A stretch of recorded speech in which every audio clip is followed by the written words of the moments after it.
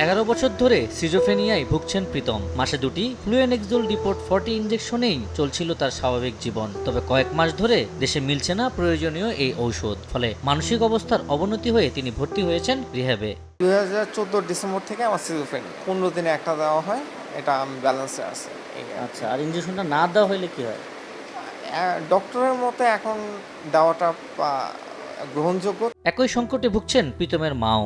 উদ্বেগ, বিষণ্ণতা আর আত্মহত্যার প্রবণতা নিয়ে দিশেহারা পুরো পরিবার। সিজোফ্রেনিয়া পেশেন্ট যারা আছেন তাদের রোগীরাও যে পরিমাণ কষ্ট পায়, রোগীর সাথে যারা রোগীর দেখভাল করে তারাও অনেক কষ্ট পায়। তো এই জিনিসটা যদি অ্যাভেলেবেল না হয়, পরবর্তীতে এইটা রোগীর পুরো ফ্যামিলির উপরই একটা ইম্প্যাক্ট পড়ে।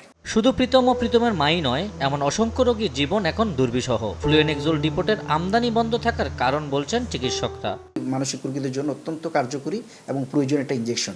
ডাক্তারও এখন বর্তমানে এটা লেখে না, কারণ ওনারাও জানে যে এটা পাওয়া যাচ্ছে না বাজার। রেজিস্ট্যান্স ক্যাটাগরি পেশেন্টগুলো আছে যাদেরকে নর্মালি আমাদের দেশি ওষুধগুলো কাজ করে না, তখন তাদের জন্য কিন্তু ইনজেকশনটা খুব ভালো একটা কাজ করে। এই ওষুধটি কিন্তু খুবই ভালো একটি ওষুধ। তো এটি যারা বাজারজাত করছিলেন সেখানে এটা আমি মনে করি দ্রুত উদ্যোগ নেওয়া উচিত, যাতে এটিকে পুনরায় বাজারে অ্যাভেলেবেল করা যায়। প্রায় 16 লাখ সিজোফ্রেনিয়া রোগী বাংলাদেশে, যাদের গুরুতর চিকিৎসায় দেওয়া হয় ফ্লুয়েনেক্সোল ডিপোর্ট 40 ইঞ্জেকশন। ডেনমার্ক ভিত্তিক কোম্পানি লুনব্যাকের উৎপাদিত এই ইঞ্জেকশনটি দেশে দীর্ঘদিন ধরে আমদানি বন্ধ রয়েছে। অনেকে ভারত থেকে ইঞ্জেকশনটি আনলেও সরকার পতনের পর তাও এখন বন্ধ হয়ে গেছে। এমনকি এই ইঞ্জেকশনের কার্যকরী কোনো বিকল্প ইঞ্জেকশনও নেই। এতে ভোগান্তিতে পড়েছে লাখো রোগী।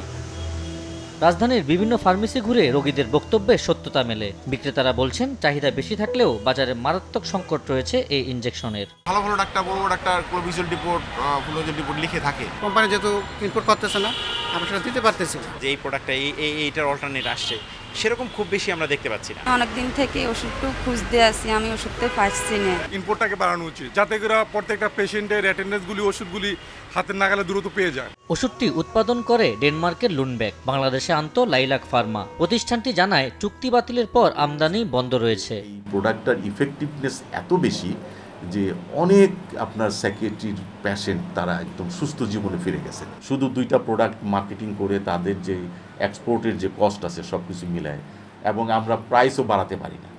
প্রাইস বাড়ালে এটা হয়তো আমাদের মার্কেটে অ্যাকসেপ্টেবল হয় না। সব কিছু মিলায় প্রিন্সিপাল হঠাৎ করে আমাদেরকে একটা নোটিশ দেয় যে না, তাদের অপারেশন আর কন্টিনিউ করবে না।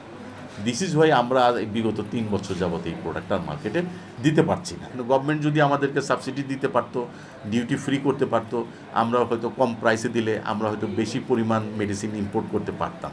এই ইঞ্জেকশনের কার্যকরী বিকল্প ওষুধ নেই, তাই সরকারকে এই সংকট নিরসনে কাজ করার তাগিদ জাতীয় মানসিক স্বাস্থ্য ইনস্টিটিউটের পরিচালকের। এখন পর্যন্ত আমাদের দেশে বিকল্প ওষুধ নাই এটার, যার কারণে এটা সহজে অ্যাভেলেবল হচ্ছে না। যারা একদমই ওষুধ খেতে চায় না তাদের জন্য এই ইঞ্জেকশনটা খুবই কার্যকর। যদি আমাদের দেশীয় কোম্পানি কিংবা আমাদের ইডিসিএল এই ওষুধটা তৈরি করে না, সেক্ষেত্রে এটা পুরোপুরি আমদানি নির্ভর। দেশীয়ভাবে যদি আমরা এই ওষুধটা বাজারজাত করতে পারি কিংবা আমরা উৎপাদন করতে পারি, একটা বিশাল অংশ উপকৃত হবে।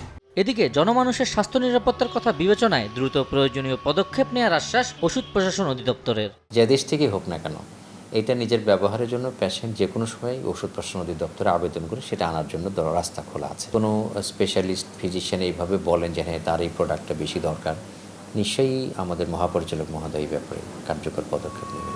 বিশেষজ্ঞরা বলছেন, এই সংকট যদি অব্যাহত থাকে তাহলে মানসিক রোগীদের জন্য তা জীবন মরণের প্রশ্ন হয়ে দাঁড়াতে পারে। আবু সাইদ নিশান, সময় সংবাদ, ঢাকা।